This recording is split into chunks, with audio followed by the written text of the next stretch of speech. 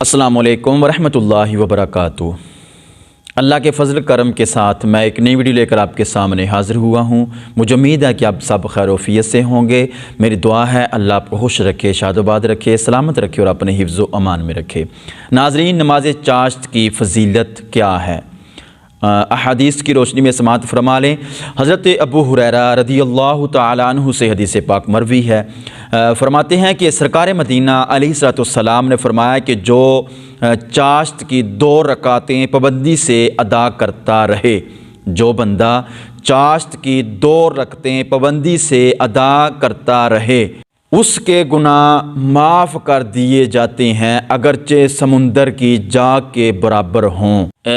یہ حدیث پاک ابن ماجہ کے اندر موجود ہے۔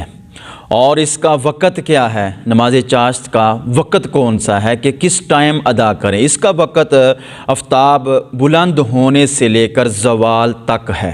آفتاب بلند ہونے سے لے کر زوال تک ہے۔ بہار شریعت حصہ نمبر 4 اور صفحہ نمبر 25 پر یہ لکھا ہوا ہے کہ نماز چاشت کو اشراق کے فوراً بعد بھی پڑھ سکتے ہیں۔ نماز اشراق کے فوراً بعد بھی اس کو پڑھ سکتے ہیں۔